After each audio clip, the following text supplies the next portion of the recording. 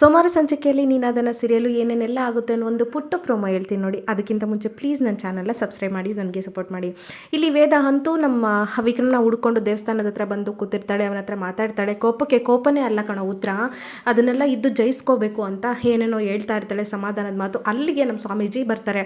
ಸ್ವಾಮೀಜಿ ಬಂದವರು ನೀನು ಬೆಂಕಿ, ಅವನು ಬೆಂಕಿ, ನೀವಿಬ್ಬರು ಬೆಂಕಿನ ಕರಗ್ಸೋಕ್ಕಾಗಲ್ಲ, ಬೆಂಕಿನ ಕರಗ್ಸೋಕ್ಕಾಗಲ್ಲ, ನೀನು ಬಿರುಗಾಳಿ, ಅವನೂ ಬಿರುಗಾಳಿನೇ ಇಮ್ಮೇಟಕ್ಕಾಗಲ್ಲ.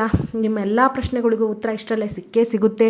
ನೀವು ಇಷ್ಟೊಂದೆಲ್ಲ ಕಷ್ಟಗಳು, ಇಷ್ಟೊಂದೆಲ್ಲ ಬಿರುಗಾಳಿ ಬಂದರೂ ನೀವಿಬ್ಬರು ಇನ್ನೂ ಜೊತೆಯಾಗಿದ್ದೀರಾ ಅಂತಂದರೆ ನಿಮ್ಮದು ಇನ್ನೂ ಜೀವನ ತುಂಬ ಇದೆ, ಮುಂದೆ ಬಾಳೋದು ಬದುಕೋದು ಅಂತ ಅರ್ಥ ಅಂತ ಏನೇನೋ ಹೇಳ್ತಾ ಇರ್ತಾರೆ. ನಮ್ಮ ವಿಕ್ರಮ್ಗೆ ಮೊದಲೇ ಮೂಗಿಂಥದಿಲ್ಲೇ ಕೋಪ ಇರುತ್ತೆ. ಅಲ್ಲ ಕಣಯ್ಯ, ನಿನ್ನನ್ನು ಯಾರು ಪದೇ ಬಂದು ಈ ಥರ ನನ್ನ ಪ್ರಶ್ನೆಗಳಿಗೆ ಉತ್ತರ ಕೊಡು ಅಂತ ಕೇಳಿರೋದು? ನಾನೇನಾದರೂ ಕೇಳಿದ್ದೀನಾ?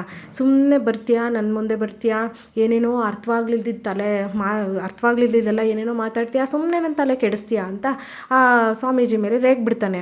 ಹಾಗೇನೆ ಮುಂದಿನ ಸಂಚಿಕೆಯಲ್ಲಿ ಏನಾಗುತ್ತಪ್ಪ ಅಂತಂದರೆ ಸ್ವಾಮೀಜಿನೂ ಅಲ್ಲೇ ಇರ್ತಾರೆ. ಆವಾಗ ನೀವೆಷ್ಟಾದರೂ ಜಗಳ ಮಾಡ್ಕೊಳ್ಳಿ, ನೀವೆಷ್ಟಾದರೂ ಕೋಪ ಮಾಡ್ಕೊಳ್ಳಿ, ನೀವೇನಾದರೂ ಮಾಡಿ, ಆದರೆ ಮತ್ತೆ ಒಂದಾಗಿ ಅಷ್ಟೇ. ಸಿಟ್ಟಲ್ಲಿ ನಾವು ಯಾವುದೂ ನಿರ್ಧಾರನ ತಗೋಬಾರ್ದು. ನೀನು ನೋಡ್ತಿರೋ ಥರನೇ ಸತಿ ಬೆಂಕಿಗಾರಕ್ಕೆ ಒಂದೇ ಒಂದು ನಿಮಿಷ ಸಾಕಾಯಿತು. ಅದೇ ಅವಳನ್ನ ಮತ್ತೆ ಮರಳಿ ಪಡೆಯೋಕ್ಕೆ ಪರಮೇಶ್ವರನಿಗೆ 3 ವರ್ಷ ಜಪ ಮಾಡಬೇಕಾಗಿತ್ತು. 3 ವರ್ಷ ಜಪ ಮಾಡಿದ ಮೇಲೆ ತನ್ನ ಹೆಂಡ್ತಿ ತನಗೆ ಮತ್ತೆ ಸಿಕ್ಕಿದ್ದು. ಆ ಥರನೇ ನಾವು ಸಿಟ್ಟಲ್ಲಿ ನಮಗೇನೋ ಒಂದನ್ನು ಡಿಸಿಷನ್ ತಗೊಳ್ಳೋಕ್ಕೆ ಬರೀ 1 ನಿಮಿಷ 2 ನಿಮಿಷ ಸಾಕು. ಆದರೆ ಅದರಿಂದ ಉಂಟಾಗೋ ಪರಿಣಾಮ ಎದುರಿಸೋಕ್ಕೆ ಜೀವನ ಪೂರ ನಾವು ಅನುಭವಿಸ್ಬೇಕು. ಅದಕ್ಕೆ ಕೋಪದಲ್ಲಿ ಮಾತಾಡೋದು, ಕೋಪ ಇದ್ದಾಗ ಮನೆ ಬಿಟ್ಟು ಬರೋದು, ಕೆಲವೊಂದು ಡಿಸಿಷನ್ನ ತಗೊಳ್ಳೋದು ಮಾಡಬಾರ್ದು ಅಂತ ಏನೇನೋ ಬುದ್ಧಿವಂತಿಕೆನ ಹೇಳ್ತಾ ಇರ್ತಾರೆ ಸ್ವಾಮೀಜಿ.